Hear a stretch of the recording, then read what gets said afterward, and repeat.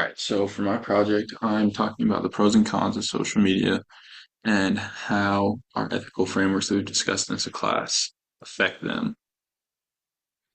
So to start off, we're going to discuss some of the benefits of social media. It has many benefits. There's a reason that it's used very commonly in the world today. And some of the many benefits of it include being able to market yourself, build brands and companies. Um, it's entertaining. It's a form of entertainment, um, and it can be a good source of information. There's a lot of factual information that's presented online, um, but we do have to be wary of where we're getting that information from because anybody can put information online.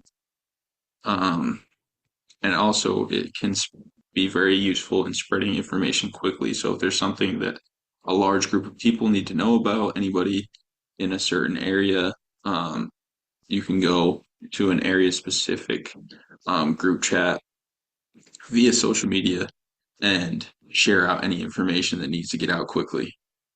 Um, and there are several negative sides, several cons of social media. Um, some big ones can be cyberbullying, comments can be hurtful, demeaning, or even threatening. Um, they time with social media, um, time on social media is shown to increase mental health disorders, including depression, anxiety. There's an increased fear or feeling of isolation and a fear of missing out.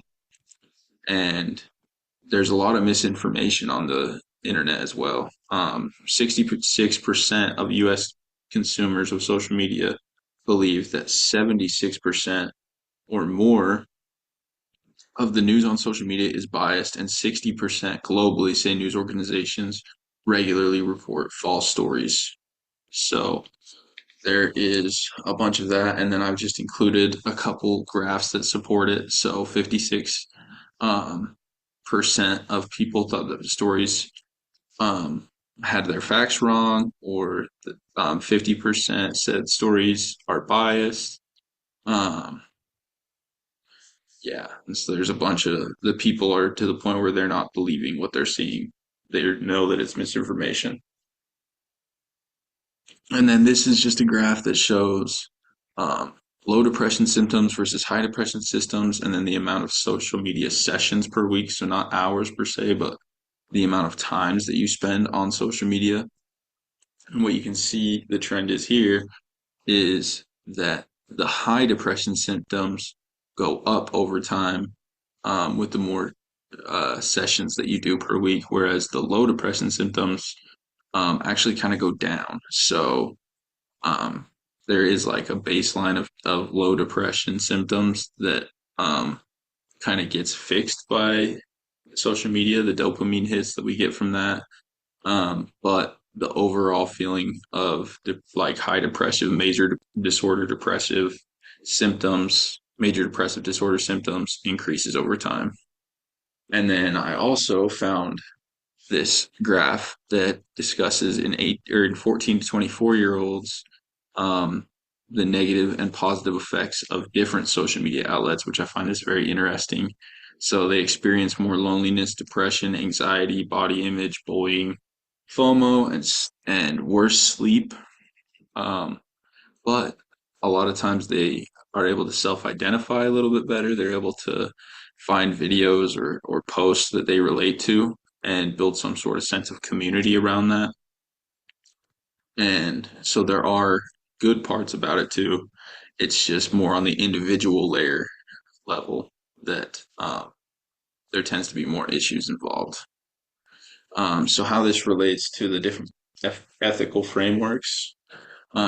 So I think it applies to both utilitarianism and deontology because utilitarianism is because it seeks for the better of overall. So we don't have limited or very limited free speech on social media for the most part.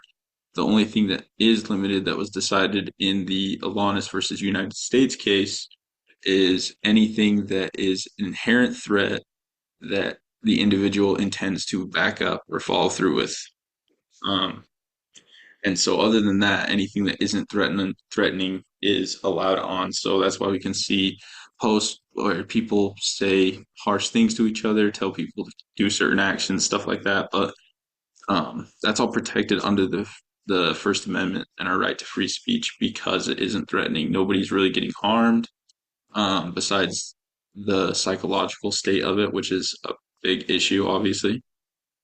Um, the deontology ethics is the idea that it's important to have rules and guidelines um, in society and especially in social media, which is why when you sign up for any sort of social media, you um, have to go through their guidelines, fill out, approve it, basically sign their terms of conditions saying that these are the things you will and won't do, which those have to comply with the rules of the United States government. So it can be more restricting because it's a private company.